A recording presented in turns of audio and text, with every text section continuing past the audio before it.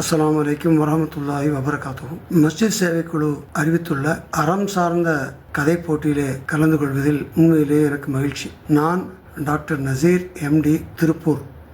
என்னை போன்ற வயதில் உள்ளவர்களும் இந்த போட்டியிலே கலந்து கொள்ளலாம், வயது வரம்பில் என்று கூறியிருந்தார்கள். அந்த அடிப்படையிலே நானும் இதிலே கலந்து கொள்கிறேன்.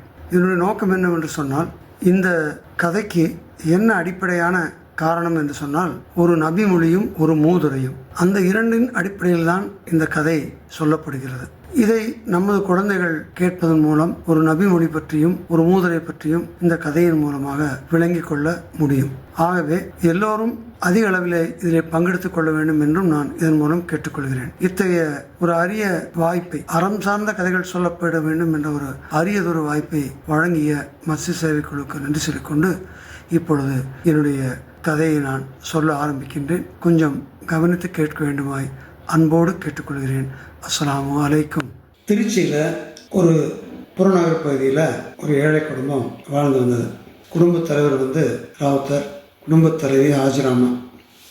காலையில் குழந்தைகளை பள்ளிக்கூடத்தை அனுப்புகிற வேலை தான் ஆஜராமாவுக்கு பெரிய வேலை. 1 2 கூட்டு குடும்பம். மச்சாண்டார் இறந்த பின்னாடி அந்த அக்காவுக்கும் உடம்பு முடியாமல் போனதில் வீட்டு வேலை மொத்தமாக ஆஜராமா தலையில் தான் விழுந்தது. இந்த நிலைமையில் காலையில் ராவுத்தர் வேற கடைக்கு நேரமாச்சு, இன்னுமா சோறாருன்னு படுத்துகிற பாடு ஒரு பக்கம். அந்த நேரம் பார்த்து தான் கரெக்டாக பக்கத்து வீட்டு கண்ணன் தினமும் வருவான். ராவுத்தர் லேசாக முணுமுணுப்பார். இந்த பையன் வேறு கரெக்டாக இந்த நேரத்துக்கு வந்துடுறான், சாப்பாட்டு நேரத்தில் என்று சொல்லுவார். ஆனால் மனதளவில் அவருக்கு அவனுக்கு உதவணும்னு எண்ணம் இருந்தாலும் அவருடைய வருமானம் அதை அவருக்கு அனுமதிக்கிறது இல்லை. அவே கொஞ்சம் வருத்தப்படுவார். ஆனால் ஆசிரமாவுக்கு அதில் வருத்தம் இல்லை. ஏங்க, அவனும் தாய் இல்லாத பையன். அவங்க அப்பா அவன் தாய் இறந்த பின்னாடி 2ஆம் தாரம் கட்டினார். அந்த அம்மா இவனை பார்த்துக்கிறதே இல்லை. என்ன செய்வான் பாவம் என்பார். உனக்கு என்ன லேசாக சொல்லிட்டேன், நான் மளிகை கடை முதலாளியா, மளிகை கடைக்கு வேலைக்கு தானே போகிறேங்கிறத ஞாபகம் வச்சுக்க என்பார் ராவுத்தர். சரி, அவனுக்குன்னு தனியாக அரிசி வாங்கி சமைக்கிறோம், நம்ம சாப்பிட்ற ரேஷன் அரிசியில் செய்கிறத அவனும் கொஞ்சம் சாப்பிட்டா என்ன குறைஞ்சிட போகுது. இது ஹாஜராமா. உங்கள்கிட்ட பேசி பிரயோஜனம் இல்லை, எனக்கு சாப்பாட்டை கட்டி கொடு, நான் கிளம்பணும், லேட்டாக போனால் கடைக்காரர் முதலாளி திட்டுவார் என்று சொல்லி ராவுத்தர் கிளம்பிடுவார். பாயம்மா வீட்டில் எப்போவுமே 1 நேரம் சமையல் 2 நேரம் சாப்பாடு என்பதுதான் விதி. பெரிய கூட்டத்தில் இலவச இணைப்பாக கண்ணனும் சேர்ந்துட்டான். அரசு பள்ளியில் வறுமையின் கோரப்படியில் படித்தாலும் கண்ணன் படிப்பில் சுட்டி தான். 11ஆம் வகுப்பில் பள்ளியில் முதலிடம் பெற்றவனுக்கு ஸ்காலர்ஷிப் கிடைச்சிது. அந்த நேரம் அவனோட தந்தை மாரடைப்பில் இறந்து போனான். இப்போ கண்ணன் நிர்கதி ஆகிட்டான்.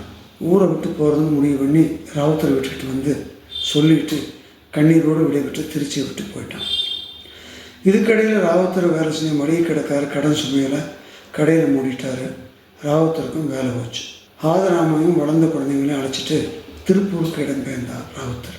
எல்லோருக்கும் ஏதோ ஒரு வகையில் திருப்பூரில் வேலை கிடைச்சாலும் வீட்டு வாடகை, இதர செலவுகள் எல்லாம் அதிகமானதுனால பத்தாக்குறையிலேயே வாழ்க்கை போச்சு. இந்த நிலைமையிலும் அண்டை வீட்டில் யாராவது ஒருத்தர் ஆதரமாக எப்போதும் போல இலவச இணைப்பாக சேர்த்துக்கொள்வது விடவே இல்லை. வருடங்கள் உருண்டு ஓடின. எளிய திருமணங்கள் குழந்தைகளுக்கு முடித்து எல்லோரும் நகரத்தின் வெவ்வேறு பகுதிகளுக்கும் வெளியூருக்கும் செல்ல போது எஞ்சி நின்றது ராவுத்தரும் ஆஜரமாகவும் தான். இப்போதெல்லாம் ராவுத்தருக்கு நடந்தால் மூச்செடுக்குது, நெஞ்சு வலிக்குது. அவரால் மளிகை கடை வேலைக்கு செல்ல முடியல. மகள் எல்லாரும் அப்போது பார்த்தாலும் பெரிய அளவில் அவங்களால பொருளாதார நிலை செய்ய முடியல. அவங்களுக்கே 10வது அவங்க என்ன செய்வாங்க பாவம். அருகில் இருந்த பள்ளிவாசலிருந்து MSK என்ற மஸ்ஜித் சேவை குழுவினர் வீட்டை பார்த்து மாதந்தோறும் மளிகை தொகுப்பு வழங்க சென்றார்கள். அது கொஞ்சம் ஆறுதலாக இருந்துச்சு.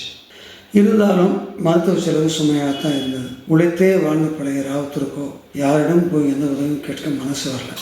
மிகவும் மூச்சரிக்க துவங்கிய போது சில டெஸ்ட்டுகள் எடுத்து பார்த்தபோது மாரடைப்பு வராமல் தடுக்க வேண்டுமானால் ஆஞ்சியோபிளாஸ்டி செய்யணும் அப்படின்னு சொன்னாங்க. 2 லட்சம் செலவாகும்னு சொன்னாங்க. 2 லட்சத்துக்கு என்ன செய்வதுன்னு யோசிக்கும் போதே ஹார்ட் அட்டாக் வர மாதிரி தெரிஞ்சு. சில பேர் சொன்னாங்க, MSKவே அணுகி பாருங்க, ஏதாவது உதவி கிடைக்கும்னு. ஆதரமா ராவுத்தரும் MSKவிலும் போனாங்க. அங்கே காப்பீட்டு அட்டை வச்சுருக்கீங்களான்னு கேட்டாங்க. இல்லை என்று இவர்கள் சொன்னார். ஏமா, அரசாங்கம் எவ்வளோ உதவிகள் செய்யுது, அதை கூட பயன்படுத்த தெரியலையே, என்ன செய்கிறது? சரி, டாக்டர் கமலக்கண்ணன்ட்டு கேட்டு பார்ப்போம், அவர் கொஞ்சம் இறக்கப்படுவார் என்று சொன்னார்கள். பள்ளிவாசல் வெள்ளிக்கிழமை அறிவிக்க சொல்லி லெட்டர் கொடுக்குறோம், அதை கொண்டே கொடுங்க. ஜும்மாவில் அதை உங்களுக்கு ஏதாவது வசூல் பண்ணி கொடுத்தாங்கன்னா அதை மேல் செலவுக்கு வச்சுங்க, நாங்கள் டாக்டர் கமலக்கண்ணன்ட்ட பேசி பார்க்குறோன்னு சொன்னாங்க. அடுத்த வாரம் ஆஸ்பத்திரியில் சேர்ந்து ஆஞ்சியோபிளாஸ்டி முடிந்தது. MSK நிர்வாகி கமலக்கண்ணன் டாக்டரிடம் போய், இவங்க பரம ஏழைங்க, எவ்வளவு செலவு கொடுக்க முடியுமோ கொடுங்க என்று சொன்னார்கள்.